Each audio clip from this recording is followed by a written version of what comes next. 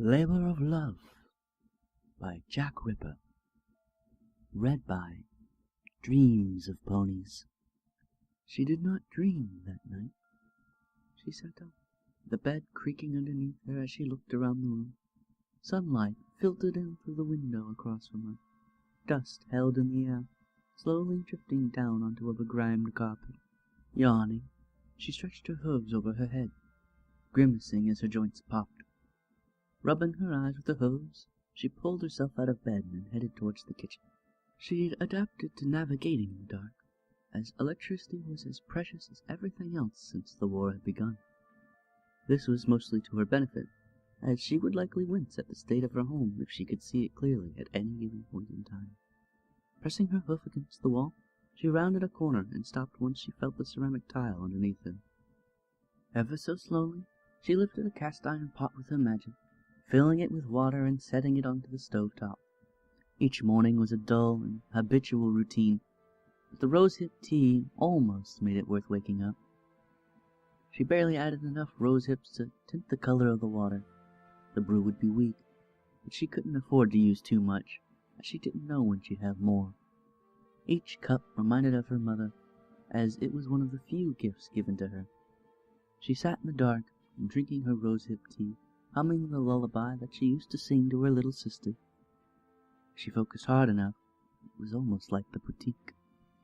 "You, 1746. They need you at Station A."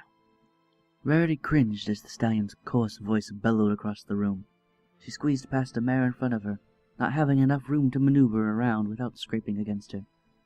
Long gone were the days where Rarity had the luxury to complain regarding personal space, or much of anything at all, for that matter.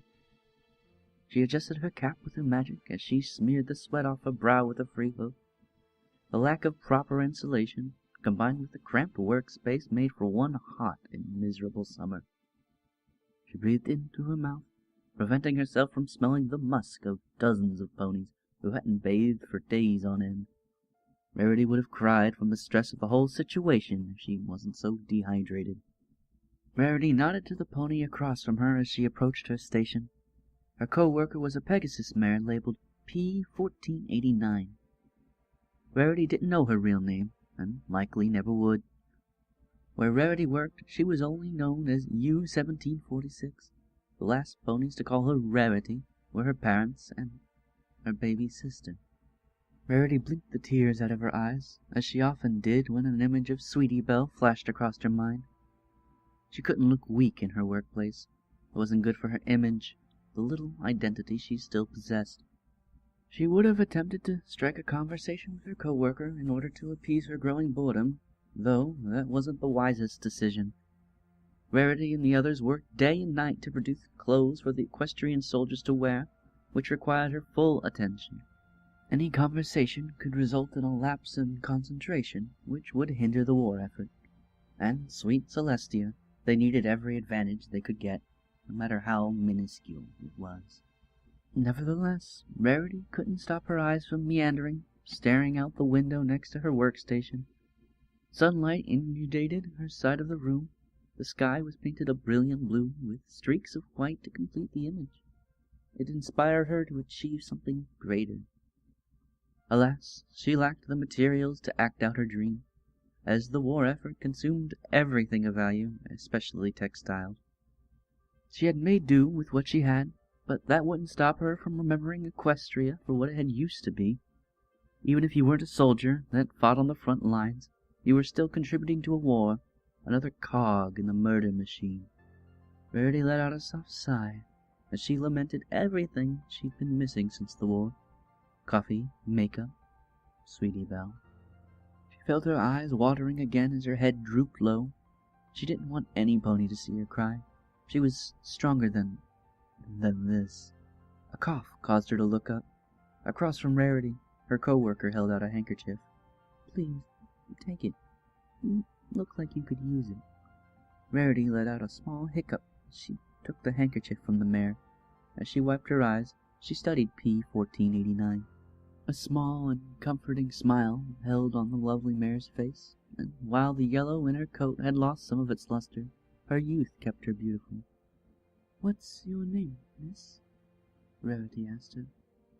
P1499 gestured to her name tag, but Rarity raised a hoof in protest. Your real name, please. A small blush appeared on her face. My name is Fluttershy. Rarity felt her lips curl. Fluttershy. What a beautiful name. Ding. A bell interrupted the tender moment. Rarity's new-found friend flinched from the noise. Oh, I guess it's time for our break, Fluttershy said, her ears lowering. Rarity nodded, the smile remaining on her lips. I suppose it is. I think I'll step outside for a little while, maybe breathe some fresh air. As she turned to face the main entrance, she heard Fluttershy shuffle behind her. Wait! Rarity turned her head to look at the mare, beckoning her to continue. You never told me your name. Rarity giggled. It's Rarity, my dear. Can we please talk some more when you get back? Of course. And with that, she trotted outside, albeit with a now noticeable skip in her step. Manhattan was a ghost town. She had been placed in this demilitarized zone in order to support the war effort. While many ponies resided in what was left of the city, very few walked the streets. No trash littered the ground, as it was all reused and recycled for one thing or another. There weren't any pigeons or rats either, as they had all been eaten by griffins, Equestrian's avian allies. Even Manhattan's trademark smell of nicotine had dissipated long ago, after cigarettes had become a rare commodity. All that accompanied her now was a rough wind that blew through her tattered mane. Rarity yawned as she rubbed her eyes with a hoof. The dark bags under her eyes were clearly visible against her alabaster coat, and her slow shamble only further confirmed her fatigue. It was difficult to be anything short of exhausted by now, though her day wasn't even halfway over. She rounded the corner of the street block, giving a passing glance to the vacated store on her left. It looked like it used to be a bookstore, the sign across the top hanging by one nail, the paint barely visible against the backdrop. Books, like everything else, didn't last long in the war. If they didn't help Equestria win, then they were burned for warmth during the winter. Or, if a pony was starving enough, they'd strip the adhesive that bound the books together and eat it. Glue didn't have a pleasant taste, but that didn't matter if it kept you alive. Manhattan was a metropolis, which meant even grazing wasn't a viable option in times of desperation. Rarity shuddered. She hoped it would never come down to that, though the gnawing in her stomach was telling her otherwise. Clang! Metal against concrete interrupted Rarity's thoughts. The sound's source came from the alleyway just behind her. Instinct told her to run, but she stood her ground regardless, a culmination of morbid curiosity and fear holding her in place. Rarity was not one to scare easily, not since the war, yet her heart continued to pound in her chest. Ever so slowly, Rarity approached the entrance to the alleyway. Thunk! Rarity raised a hoof in defense as a trash can toppled over in front of her, a young colt hitting the ground and scrambling up against the wall across from him. He was a gray earth pony, though he was as gaunt as a ghoul. His ribs were easily distinguishable, and the trembling in his hoofs hadn't ceased ever since he'd seen her. He said nothing, the fear evident in his eyes. Rarity's heart lurched in her chest. There was no more children in Manhattan, as they'd all been evacuated shortly after the war had begun. Since he was still here, it meant that he had no one to turn to. Excuse me, can you tell me your name, dear? He shook his head in fervor, pressing the back of his head against the wall and eyeing the ground in front of him. Please, you can trust me, Rarity pleaded. His eyes refused to meet hers, his gaze still locked on the asphalt. She followed his gaze. Just a few feet away from him was a small rabbit plush, though it had clearly seen better days. Rarity seized the toy in her magical grip and held it in front of her face. He gasped in protest, weakly holding his hooves up in front of him. Don't worry, darling. I won't break it, Rarity cooed. That alone was a difficult promise to keep, as one wrong move would likely have caused even further damage. Yet she held it as carefully as she could while she inspected it. It was torn in multiple places, its stuffing hanging out the tears in the fabric.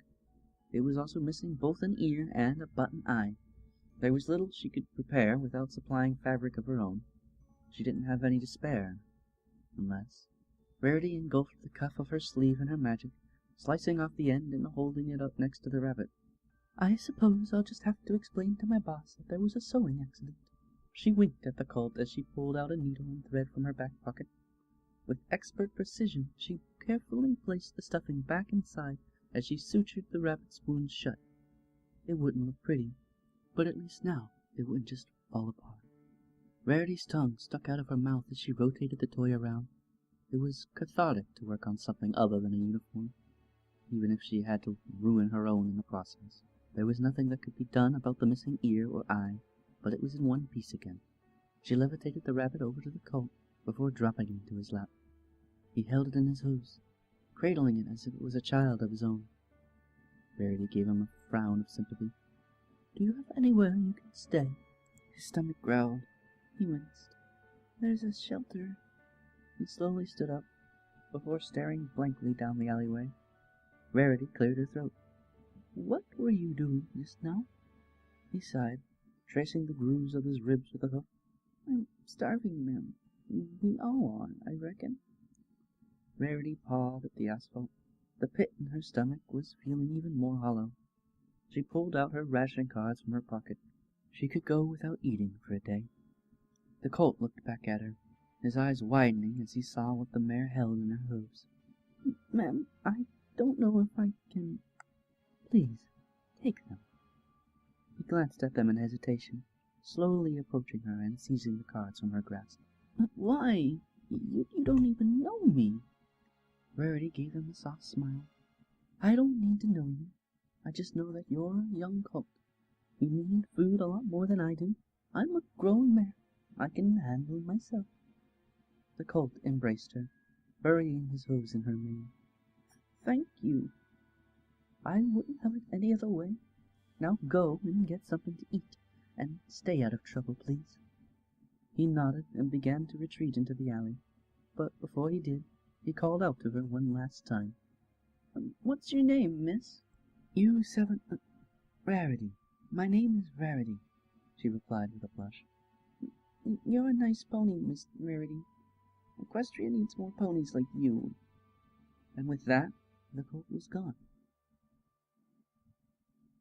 Rarity was back at her workstation, manipulating her loom with energy once more.